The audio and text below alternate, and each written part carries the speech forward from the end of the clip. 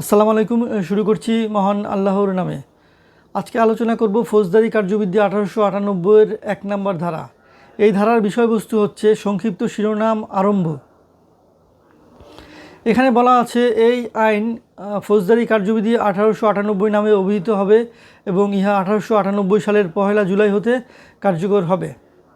আমরা জানি যে ফৌজদারি কার্যবিধি একটি পদ্ধতিগত আইন, অর্থাৎ একটা মামলা কীভাবে পরিচালিত হবে ফৌজদারি অপরাধের ক্ষেত্রে সেটা সম্পর্কে, বিধান সম্পর্কে এই ফৌজদারি কার্যবিধিতে বিস্তারিত আলোচনা করা আছে।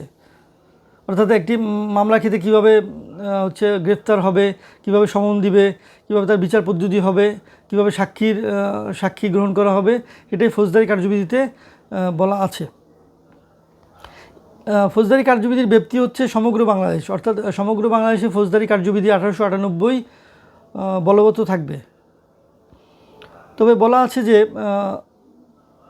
বিপরীত কোনো সুস্পষ্ট বিধান না থাকলে ইহা বর্তমানে বলবৎ কোনো বিশেষ বা স্থানীয় আইন, কোনো বিশেষ এখতিয়ার অথবা ক্ষমতা অথবা বর্তমানে বলবৎ অন্য কোনো আইন দ্বারা নির্ধারিত কোনো বিশেষ কার্যবিধিকে প্রভাবিত করবে না। অর্থাৎ দেখা যাচ্ছে যে কোনো অপরাধের ক্ষেত্রে বিশেষ আইন রয়েছে, সেই ক্ষেত্রে ফৌজদারি কার্যবিধি সেখানে প্রযোজ্য হবে না। অর্থাৎ বিশেষ ক্ষমতা আইনে যেভাবে তার মামলা পরিচালনার পদ্ধতি বলা আছে সেই অনুযায়ী তারা আগাবে, সেখানে ফৌজদারি কার্যবিধির প্রয়োগ নেই। স্বাভাবিকভাবে এই আইনের শাসনের ক্ষেত্রে আদালত কোনো অংশেই দেওয়ানি আদালত হতে গুরুত্বের কম নয়। আমরা জানি যে ফৌজদারি আদালত হচ্ছে আমলযোগ্য অপরাধ বা আমল অযোগ্য অপরাধ বা ফৌজদারির ক্ষেত্রে যে ধরনের অপরাধ হয়,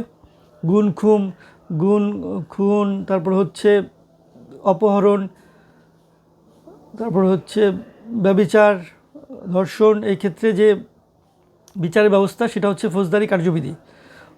আর দেওয়ানি, আমরা জানি যে দেওয়ানি কার্যবিধিতে জমি সংক্রান্ত বিষয় সেখানে আলোচনা করা আছে, বা জমি সংক্রান্ত মামলা কীভাবে পরিচালিত হবে সেটা হচ্ছে দেওয়ানি আদালতের বিষয়। আইনের শাসনের ক্ষেত্রে ফৌজদারি আদালত কোনো অংশেই দেওয়ানি আদালতের কম গুরুত্বপূর্ণ নয়। আদালতে কাজ করতে উভয় প্রকার আদালতের সহজাত ক্ষমতা আছে।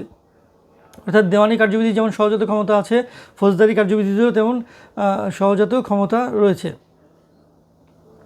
স্বাভাবিকভাবে অন্তর্নিহিত এখতিয়ার প্রয়োগ করা যাবে না, কারণ কেবল ন্যায় বিচারের স্বার্থে অপসারণের ক্ষেত্রে অন্তর্নিহিত ক্ষমতা সংরক্ষিত। অর্থাৎ যে যখন যেটা কোনো আইনের মধ্যে পড়ছে না বা যে বিষয়টা সম্পর্কে বিধান নাই সুস্পষ্ট, সেটা আদালত তার অন্তর্নিহিত ক্ষমতার মাধ্যমে সেটা বিচার ব্যবস্থা করে থাকে।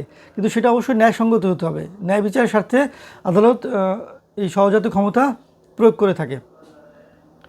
তো আমরা এই ধারা সম্পর্কে এই ধারা আলোচনা থেকে আজকে যেটাই বুঝতে পারলাম যে এই ধারাটা ফৌজদারি কার্যবিধি সমগ্র বাংলাদেশে পরিচালিত হবে, অর্থাৎ এর ব্যাপ্তি সমগ্র বাংলাদেশের ক্ষেত্রে প্রযোজ্য, এবং এটা অন্যান্য বিশেষ আইনের ক্ষেত্রে প্রযোজ্য নয়। আজকের আলোচনা এই পর্যন্ত। সবাই সুস্থ থাকবেন, ভালো থাকবেন, এই কামনা।